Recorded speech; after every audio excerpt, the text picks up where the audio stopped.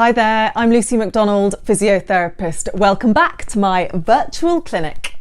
Today I'm going to be talking to you about pacing because recently I've been seeing a fair few patients who have been recovering from COVID-19 and they're suffering from fatigue. Now, in the same way that with people who have chronic pain, it's really important when you are feeling fatigued that you pace yourself, and I'm going to be giving you some really nice straightforward ways of doing that because it can be a challenge.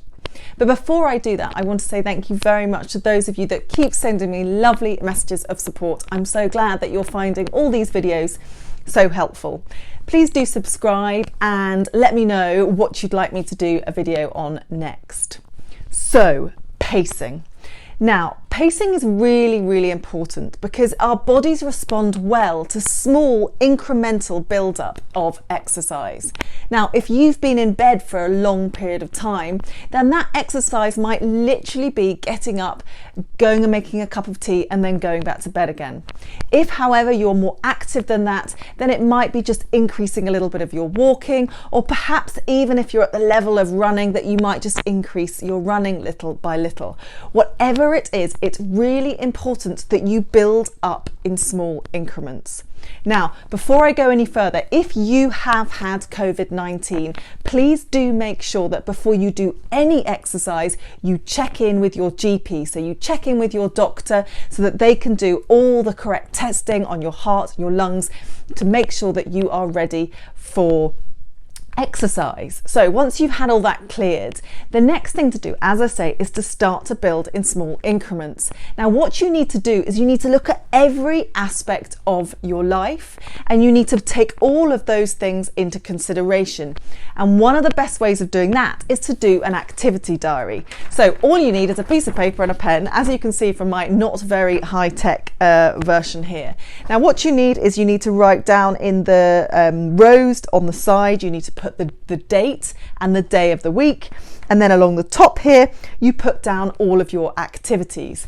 As I say, this is applicable if you're recovering from chronic pain or if you have fatigue. So along the top here you want to put all of your day-to-day activities.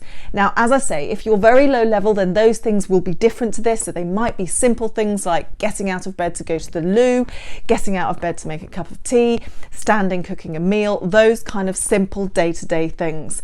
So do make sure that you put every element of your day in there, numbers of hours you've been awake versus asleep, etc.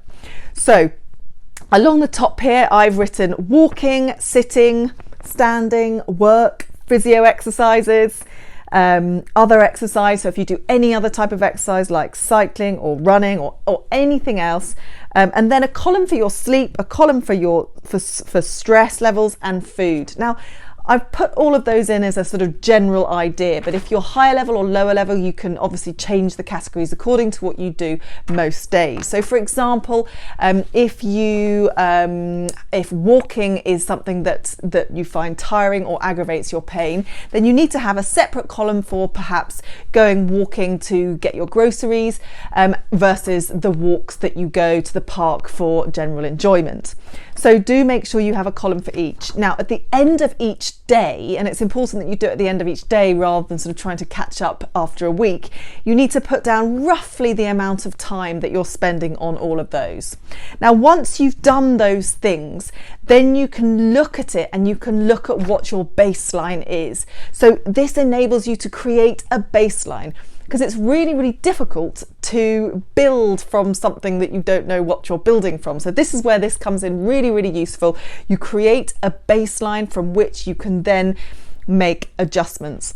So once you've got your baseline, then you start to look and you think of each category and you think, right, which is my most important category? Which would I like to improve the most first? And you choose one category and you increase that category and that category only. It's important that you do it really scientifically so that you keep all of the other variables exactly the same and you just increase one component. So for example, if you're wanting to return to walking and cycling, then you can only increase either running or cycling by a small amount. Then you leave it 2 days to see how your body responds to that, because it can take 72 hours for the inflammatory process to take place. So you leave it 72 hours to see how your body has responded to that increase in activity. And if your body's responded to it well and you're fully recovered from it, then you can continue to increase perhaps a small element of one of the other components.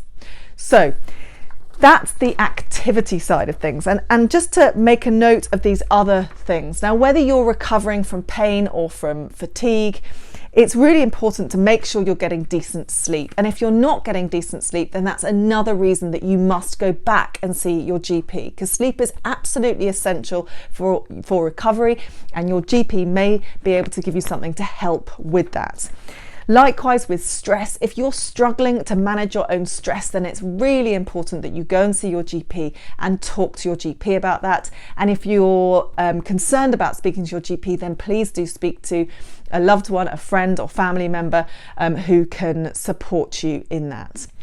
Last but not least, your food. It's really, really important that when you're recovering, you're getting all the good stuff into your body. So tempting as it is to go for the foods that give us automatic pleasure, they're not necessarily the ones that are going to give us the long-term benefits.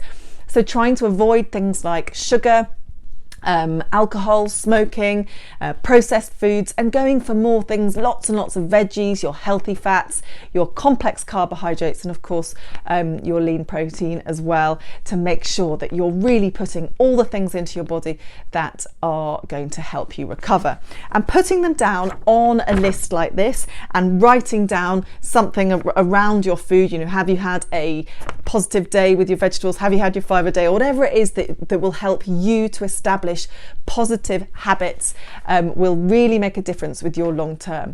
Now, once you've filled in these for a few weeks, what you will find is that you're able to look back and reflect on the activities that you've been doing.